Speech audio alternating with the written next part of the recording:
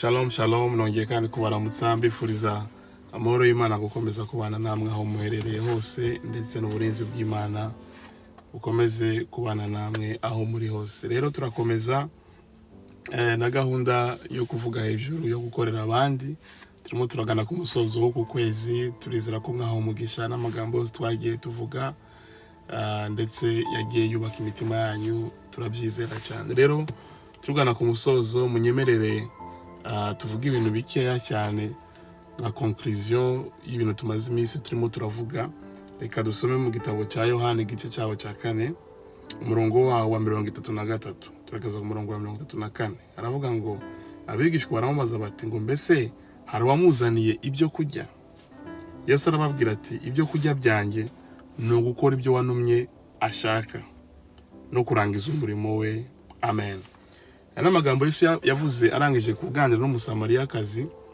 Bahuriye ku iriba nyuma y'umwanya muremure cyane, abigishwa bagiye gushaka ibyo bafungura kuko bari bashonje, niko Bibiliya itubwira. Kristo asigara ku iriba, none wa musamariyakazi aza kuhamusanga. Bagira ibiganiro, baraganira bavugana hejuru yo kuntu Kristo akeneye amazi, undi nawe ati ntayo naguha kuko naho duhuriye. Ikiganiro gifata umwanya muremure, ariko biza kurangira wa musamariyakazi asobanukiwe uwo bavuga n'uwo ari we, ndetse bibohora ubuzima bwiwe. Asubira mu mudugudu ajya guhamagara abantu ati hari umuntu wabwiye ibyanjye byose, ashobora kuba ari wa wundi twari dutegereje igihe kirekire, ashobora kuba ari Mesiya. Niko byagenze. Uwo musamariyakazi arabohoka, ava mu buzima bw'ubusambanyi yari amaze igihe kirekire abamo. Inyota yari afite y'icyaha imuvamo, arabohoka, arakira, ahabwa amazi amara inyota. Rero bigishwa bagarutse basanga Kristo arimo kuvugana n'uyu musamariyakazi. Ntibyatinze umusamariyakazi aragenda, bashaka guhereza ibyo kurya Kristo. Arababwira ati giye namaze guhaga, narangije kurya. Birabatangaza cyane ati nose ninde waguhaye ibyo kurya? Arababwira ati ntago muzi ibyo kurya byanjye. Aho dusomye hano ngo mbese Yesu arababwira ati ngo ibyo kurya byanjye ni ugukora ibyo wanumye ashaka. Turabona hano Yesu avuga amagambo akomeye asa nayo yigeze kubwira Satani mu butayu, aho yamugerageza amubwira ngo wahindurira ibuye ukarigira umutsima. Yesu abwira Satani ngo umuntu azatungwaho gusa n'ibyo kurya, ariko umuntu azatungwa n'ijambo ryose rivuye mu kanwa k'Imana. Umutsima ugaburira umubiri wacu, ariko ijambo ry'Imana ligaburira imwemu yacu. Wowe w'imbere ugaburirwa n'ubushake bw'Imana. Gukora ubushake bw'Imana nibyo byo kurya byacu. Gukora ubugombe bw'Imana nibyo byo kurya byanjye, nibyo byo kurya byawe.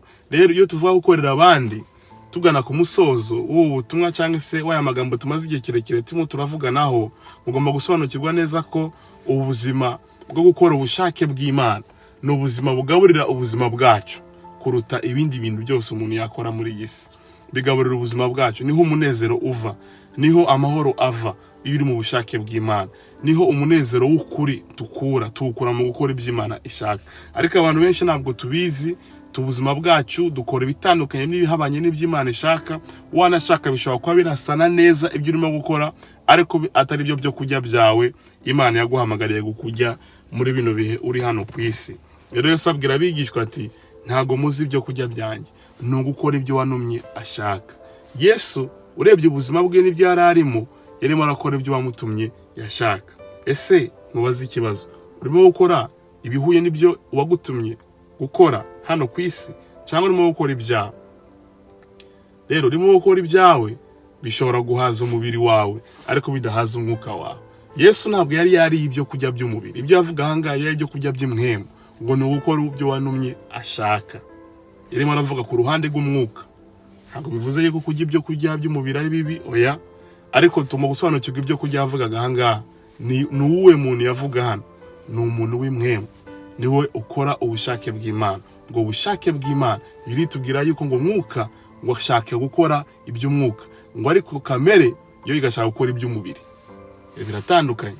Rero aho niho intambara ibera. Rero abantu benshi bakora ibyo kamere zabo zishaka, ariko abantu bake barimo barakora iby'Imana ishaka. Rero abakora iby'Imana ishaka nibyo byo kurya byabo. Iyo dukorera iby'Imana ishaka, tuba tugaburira wa muntu wacu w'imbere. Wa muntu wacu w'imbere akagira amahoro, wa muntu wacu w'imbere akagira umunezero. Niho tugira amahoro hagati yacu n'Imana, niho tugira umunezero wuzuye w'ukuri utatangwa n'iyi si. Uko ibihe bimeze, byazamutse nawe wazamutse, byamanutse nawe wamanutse, byakubise hirya nawe wakubise hino, wirutse nabyo byirutse, birirukanga nawe ukirukanka, abantu barahangayika nawe ugahangayika. Uko ni ko isi imeze. Ariko abana b'Imana dufite ibindi byo kurya bitandukanye n'iby'isi itugaburira, ni ugukora ibyo wadutumye ashaka. Ugomba kwibaza ikibazo gikomeye muri bino bihe. Ese urimo gukora ibyo wagutumye ashaka?